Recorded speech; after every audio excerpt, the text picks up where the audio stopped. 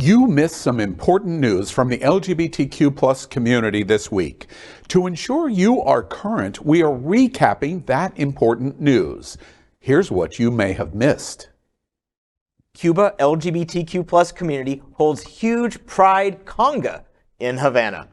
On Saturday, around 200 Cubans marched in Havana to the rhythm of a conga, a popular dance protesting against homophobia and transphobia and celebrating the legalization of marriage equality. Chanting, "Socialism yes, homophobia no," demonstrators swayed their hips to the beat and rhythmically beat on drums as they cheered the new family code passed last September. The code permits surrogate pregnancies as long as no money changes hands, and legally recognizes same-sex adoptions, as well as several fathers or mothers, in addition to the biological parents.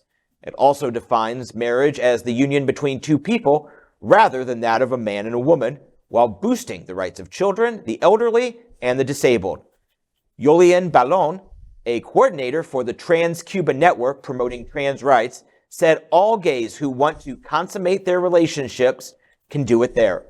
Diana Pena, who organizes the network's youth outreach, said the Conga Pride Parade suited Cuba's spirit. The march was led by Mariela Castro, the daughter of Raul Castro, one of the leaders of the revolution, and a supporter of the family code, alongside Liz Cuesta, wife of President Miguel Diaz-Canel. Cuba's machismo culture was exacerbated in the 1960s and 70s when the government ostracized the LGBTQ plus community, often sending many to militarized agricultural labor camps. This is a good story. Mm-hmm. This makes me happy that they were out there, that they were loud and proud and shaking it, and that they've been able to move forward with this without a lot of, at least that we're saying, of course, this is always the case in Cuba, a lot of backlash. And I wish they had better internet and social media so we could have seen the line going up the Malecon on Cuba. But this is a good thing, and it moves them forward. And it says, wow, that little island 90 miles off the tip of the Keys is more progressive on LGBTQ plus rights than the state it's right by. Isn't that crazy? I mean, and we also got to give another big shout out to Mariela. Like, how incredible is she to still be her true, authentic self and lead this fight? But I have to do a correction to this story because they don't have drums. They weren't out there beating on drums. Anybody who knows Cubans, they go outside and they beat on pans, cazuelas, ding, ding, ding. That's what they do every time the Marlins or the Heat win. That's what happens here in Little Havana. But I think this is a wonderful thing. And unfortunately, I do have to think like John Hayden. It's like, wow, this little place that's 90 miles away seems a little fast forward or more forward thinking than us while we're taking steps back at such a high and alarming rate. Yeah. We have an obligation to be three-dimensional to the best that we can in story reporting at Queer News Tonight. There's no news show in the world like what's happening right now. No other place in the entire world. We have an obligation to be three-dimensional when we talk about the stories that are happening in South Florida, in America, and in the world, which is what this story is in Cuba. To my Cuba-challenged friends,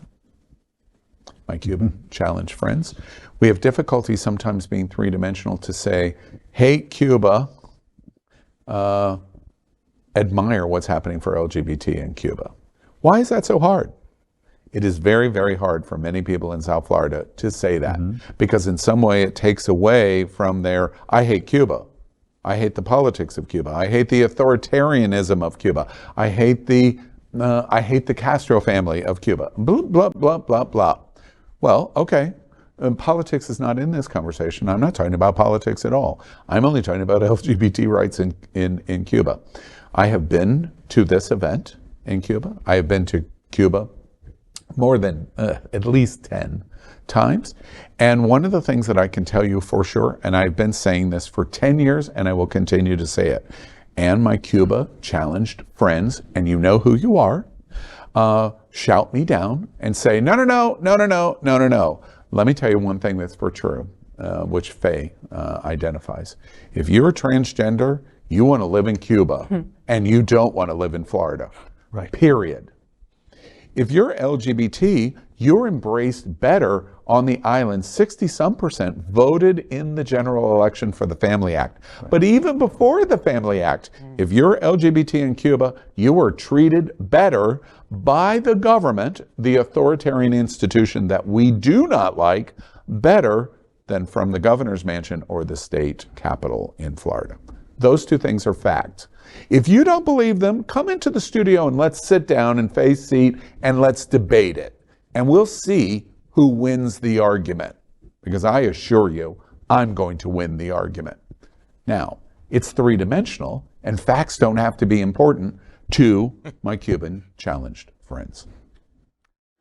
Keep watching the only television news in the world from our LGBTQ+ community and stay informed on everything that is important for and about our diverse LGBTQ+ community.